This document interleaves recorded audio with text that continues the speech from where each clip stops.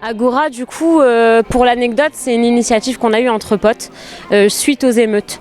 J'aime pas trop le mot émeute, donc on va dire révolte, même si on peut entendre que les violences, elles ont été un peu éprouvantes et secouantes pour tout le monde. Donc nous, on a été directement sur le territoire, c'est à cette occasion d'ailleurs qu'on s'est rencontrés tous. Et en fait, on s'est dit, mais il faudrait avoir un moment d'échange où on arrive à se réapproprier aussi un lieu à Roubaix et où on peut en fait échanger, discuter, être dans l'écoute de l'autre et trouver en fait des solutions propres à nous.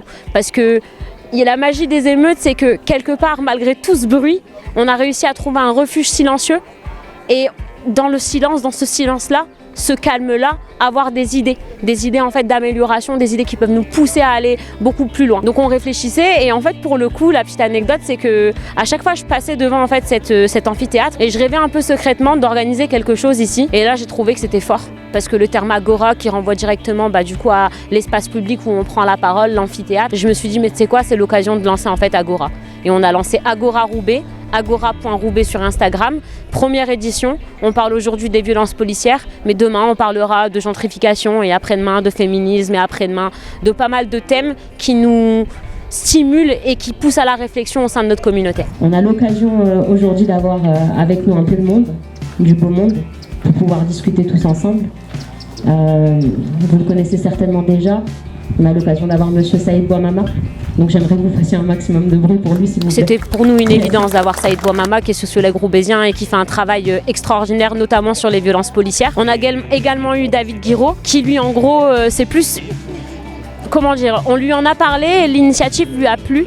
Et en fait, par la suite, il a été invité. Mais il a réellement répondu favorablement en fait, à cette initiative, donc on était très contents. Ensuite, on a eu du coup Bruno, du comité de quartier de Lomelay, et qui fait aussi un travail remarquable sur le bloc de Roubaix. Pour nous, c'était aussi l'occasion de ramener une personne entre guillemets, qui n'est pas forcément dans la politique, mais qui a aussi son mot à dire et qui connaît la réalité en fait sur le terrain de nos territoires. On a ramené également Antonio Delfini, qui est également sociologue. Et pour l'anecdote, on devait avoir aussi Sophie Digo, Julien Talpin, le commissaire de Roubaix, l'ex-commissaire de Roubaix, Monsieur Belpère, et également Valérie, une maman qui a perdu son enfant. On les a pas eu pour cette édition-là, mais on les aura pour la seconde édition. Et on a trouvé ça justement judicieux de commencer tout doucement et par la suite de ramener en fait d'autres intervenants où on pourra créer beaucoup plus de contradictions et beaucoup plus d'échanges en fait et de critiques dans le débat. Maintenant, près de 50 ans, je me mobilise, je fais des recherches sur les questions des classes populaires, des immigrations,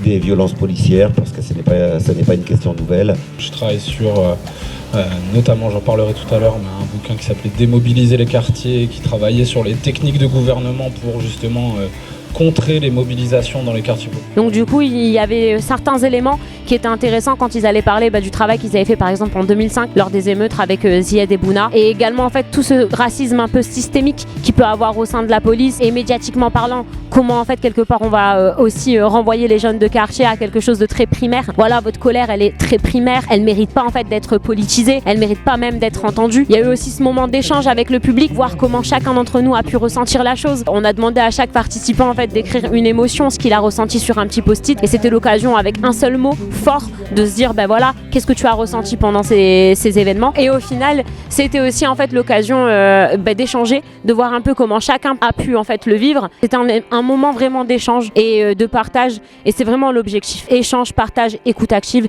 et réappropriation du territoire. Ici, on est quand même dans un lieu public cool. Et l'idée, c'est de se dire, voilà, tu peux venir, tu vas pas te sentir jugé comme quand tu vas au musée ou quelque part d'autre. Là, ici, tu viens dans un endroit au parc, un endroit symbolique, je pense, pour tous les Roubaisiens. Et à la fois, voilà, on voit pas ta classe sociale, on voit pas d'où tu viens. Si tu as envie de venir et d'élever la voix, tu es le bienvenu.